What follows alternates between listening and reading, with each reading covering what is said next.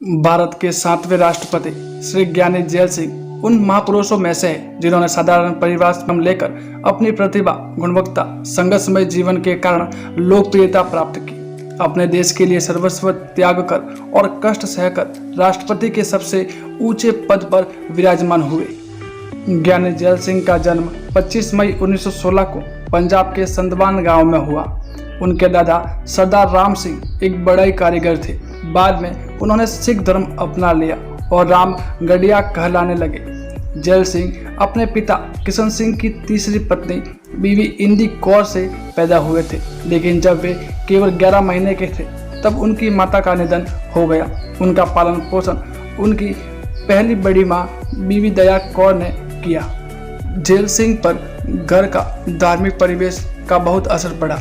इसी का परिणाम था कि वे 5 साल की उम्र में ही गुरु ग्रंथ साहिब का पाठ कर लेते थे।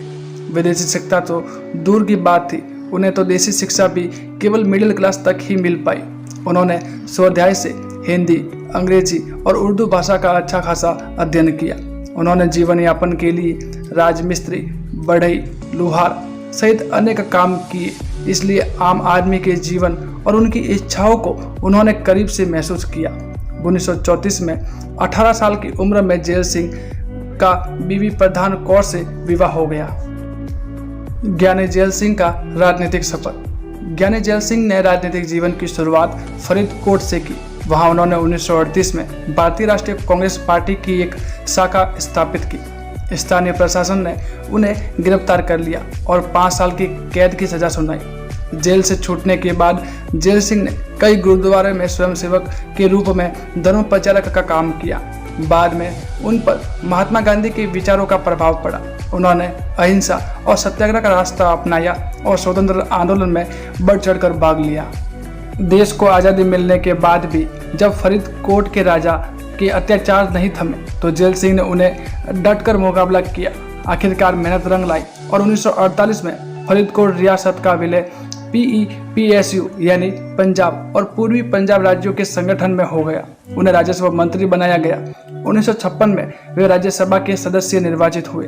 1962 में वे पंजाब विधानसभा का चुनाव जीतने के बाद उन्हें जेल और पशुपालन मंत्री बनाया गया। 17 मार्च 1972 को जैल सिंह पंजाब के मुख्यमंत्री बने। इस दौरान पंजाब में हरित क्रांति और औद्योगिक क्रांति की उल्लेखनीय प्रगति हुई। 1980 में होशियारपुर संसदीय क्षेत्र से चुनाव जीतकर 7वीं लोकसभा में पहुंचे तो प्रधानमंत्री श्रीमती इंदिरा गांधी ने उन्हें गृह मंत्रालय की जिम्मेदारी सौंपी। गृह मंत्री के रूप में उन्हें अनेक कठिन समस्याओं से रूबरू होना पड़ा। पंजाब और असम में अलगाववादी आंदोलन सुलग रहे थे। इन समस्याओं को उन्होंने सौहार्दपूर्ण तरीके से सुलझाया, लेकिन जरूरत पड़ने पर कठोर कदम उठाने में भी नहीं चूके। खालिस्तान की मांग का उन्होंने स्पष्ट रूप से विरोध किया। जून 1982 में राष्ट्रपति पद का नामांकन दाखिला करने से पहले उन्होंने गृह मंत्री से त्यागपत्र दे दिया। चुने जाने के बाद उन्होंने राष्ट्रपति भवन के दरवाजे सभी के लिए खोल दी। वे प्रतिदिन आम लोगों से मिलकर उनके लिए जनता दरबार लगवाते थे। पंजाब के फरीदकोट में आर्य समाजी की एक सभा में अपने धर्म के पक्ष में बोलने के लिए विभिन्न वक्ताओं को बुलाया गया, लेकिन सभा में सिख धर्म के विचार को रखने वाला कोई नहीं था। ऐसे में जैल सिंह की प्रतिभा से परिचित कुछ लोगों ने उन्हें भी आमंत्रित कर लिया। इस 16 वर्षीय युवक ने सभा में अत्यंत प्रभावशाली ढंग से अपने विचारों को रखा। उधर भाषण समाप्त होने के बाद उनकी अनूठी वक्तव्य शैली और आकाट्य तर्कों से प्रभावित होकर लोगों ने जैल सिंह को कंधों पर उठा लिया और जयकारा लगाने लगे। ज्ञानी जैल सिंह वास्तव में एक आध्यात्मिक पुरुष थे। सिख मत के इस सच्चे अनुयायी ने सभी धर्मों का सम्मान रूप से आदर किया। जब वे 5 रेस कोर्स रोड से राष्ट्रपति भवन गए तो उन्होंने गुरु ग्रंथ साहिब को अपने मस्तक के ऊपर रखकर राष्ट्रपति भवन में पूजा गृह में प्रवेश किया।